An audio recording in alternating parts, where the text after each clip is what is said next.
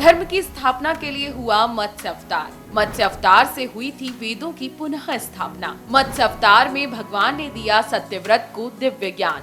ब्रह्मा जी की बनाई गई सृष्टि में जब जब अधर्म बढ़ा है तो इसके पालनहार भगवान विष्णु ने अवतार लेकर पुनः धर्म की स्थापना की है। भगवान विष्णु ने सर्वप्रथम मत्स्य अवतार लिया।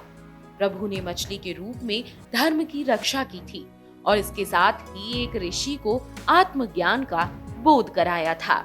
मत्स्य अवतार को लेकर दो कथाएं हैं। इस अवतार में प्रभु ने सत्यव्रत की प्रलय से रक्षा की थी और उनकी मनोदशा को शांत करते हुए संपूर्ण ज्ञान प्रदान किया था। इस अवतार को लेकर दूसरी मान्यता है कि एक राक्षस ने वेदों को चुराकर सागर की गहराइयों में छुपा दिया था।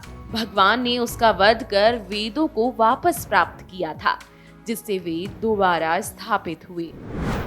सत्यव्रत को मत्स्य अवतार के दर्शन। राजा सत्यव्रत प्रलय से पहले तप कर रहे थे।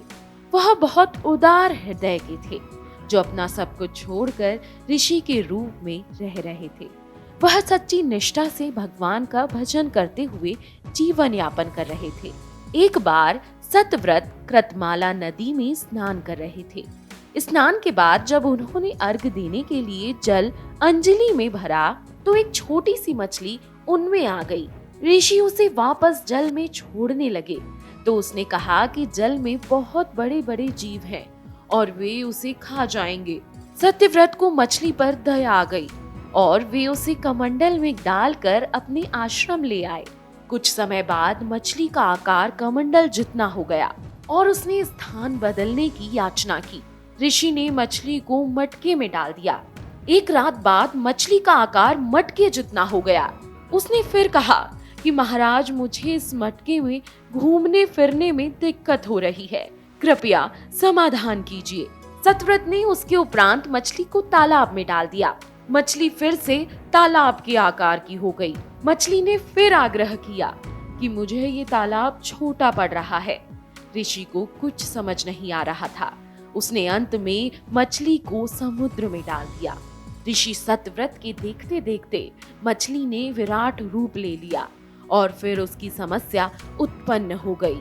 इस बार ऋषि सोच में पड़ गए और कुछ समझ में न आने के कारण मछली के समक्ष हाथ जोड़कर प्रार्थना करने लगे। उन्होंने कहा कि यह लीला मेरी समझ से परे है और मैंने आज तक ऐसी मछली कभी नहीं देखी। मेरी बुद्धि को चकरा देने वाले आप कौन हैं? प्रकट होइए। भगवान का ऋषि को निर्देश।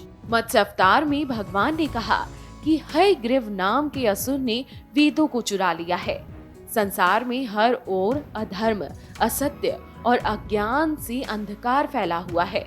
उस दैत्य को मारने के लिए ही मैंने मत्स्य अवतार लिया है। 7 दिन बाद धरती पर प्रलय आएगा और समुद्र उमड़ उठेगा।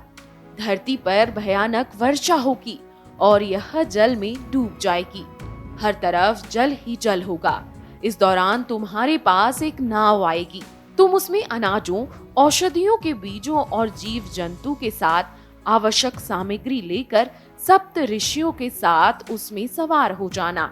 उस दौरान मैं दोबारा तुम्हें दर्शन दूंगा और ज्ञान प्रदान करूंगा। भगवान से मिलने के बाद सत्यव्रत प्रलय की प्रतीक्षा करने लगे। 7वें दिन प्रलय ने अपना रूप ले लिया। समुद्र उफान मारने लगा और भयानक वर्षा होने लगी। कुछ समय बाद सारी पृथ्वी पर चारों ओर जल ही जल हो गया। भगवान के वचनों के अनुसार सत्यव्रत को एक नाव दिखाई पड़ी, जिसमें वह सभी सामग्री को साथ लेकर सप्त ऋषियों के साथ बैठ गए। प्रलय काल में उस नाव के अलावा कहीं कुछ नहीं दिखाई दे रहा था। सत्यव्रत को आत्मज्ञान प्राप्ति। प्रलय में जब नाव डगमगाने लगी तो सत्यव्रत ने भगवान की आराधना करना प्रारंभ कर दिया। इसके बाद भगवान विष्णु फिर से मत्स्य अवतार में उनके पास आए। सत्यव्रत ने अन्य ऋषियों के साथ उन्हें प्रणाम कर स्तुति की। उस दौरान मत्स्य भगवान ने उन्हें आत्मज्ञान देकर मार्गदर्शन दिया। भगवान से मिलकर इस ज्ञान से सत्यव्रत उच्च गति को प्राप्त कर जीवन मुक्त हो गए। हयग्रीव का वध और वेद प्राप्ति। प्रलय के प्रकोप के शांत होने के बाद भगवान मत्स्य वेदों की खोज में लग गए। वेदों को प्राप्त करने के बीच में आए हायग्रीव राक्षस के साथ उनका युद्ध हुआ, जिसमें भगवान ने उसका वध कर दिया। भगवान ने वेदों को प्राप्त कर उन्हें ब्रह्मा को सौंप दिया, जिससे धर्म की पुनः स्थापना हुई।